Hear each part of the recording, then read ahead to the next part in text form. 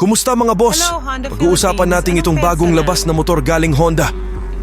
Kaka-launch lang nito sa bansang Thailand this month at maraming mga classic motorcycle enthusiast ang siguradong nag-aabang na nito.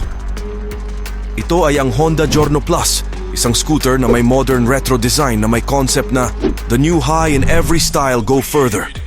Ito ay may pinaghalong stylish modern classic design with cutting-edge technology. First impressions matter. At ang Honda Giorno Plus ay hindi ka madidisappoint sa papormahan. Dahil isa itong eleganteng obra maestra na magpapaalala agad sa iyo sa mga iconic na Italian scooter brands tulad ng Lambretta at ng Vespa.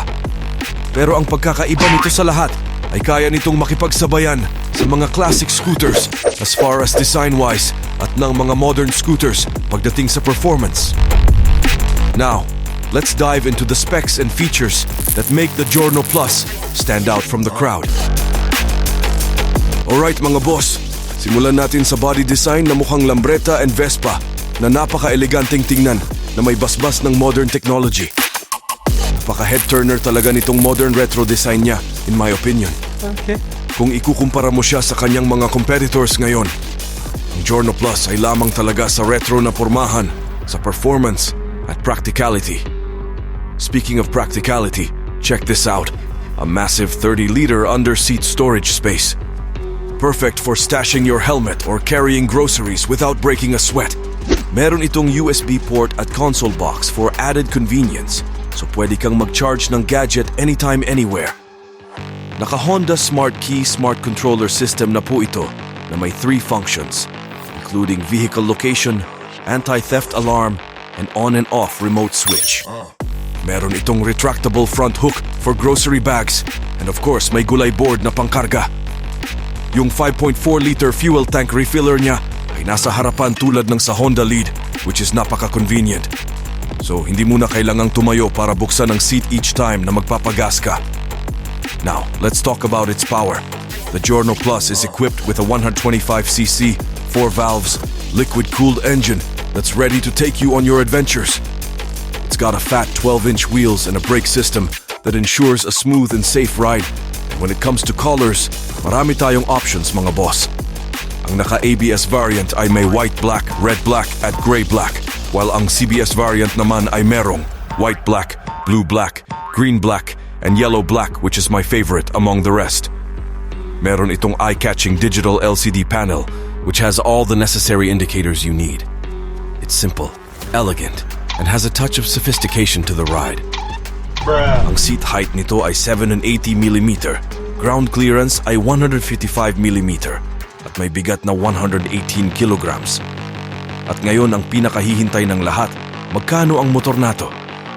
Ang standard CBS variant ay nagkakahalaga ng 61,900 baht or equivalent to 98,053 pesos and 68 centavos as of making this video. At ang ABS variant naman ay nasa 66,900 baht or 105,974 pesos and 1 centavo. Pero syempre straight conversion lang yan mga boss at posibleng tataas o bababa pa yan kung sakaling makarating itong scooter nato sa Pilipinas. Okay.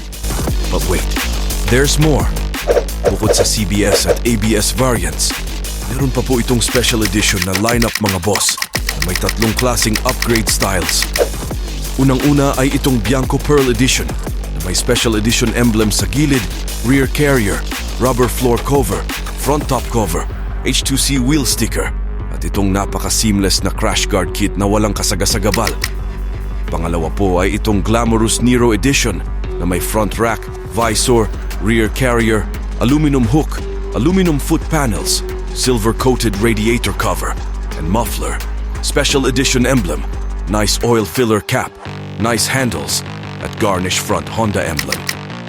At ang pangatlo naman po ay ang Ruby Rosso Edition na naka-Kitako stainless full exhaust system, wheel stickers, Kitako single shock absorber, at yung special edition emblem. Ang Bianco Pearl Edition ay nagkakahalaga ng 72,900 baht or equivalent to 115,478 pesos and 40 centavos. Ang Glamorous Nero Edition ay nasa 75,900 baht or 120,230 pesos and 60 centavos. At ang Ruby Russo Edition naman ay nagkakahalaga ng 78,900 baht or equivalent to 124,982 pesos and 80 centavos. So ano sa tingin niyo mga boss? Gusto niyo ba itong si Honda Giorno Plus na may modern classic design? Ilalabas kaya ito ng Honda dito sa Pinas? Share your thoughts sa comment section mga boss at kita-kits sa mga susunod na videos.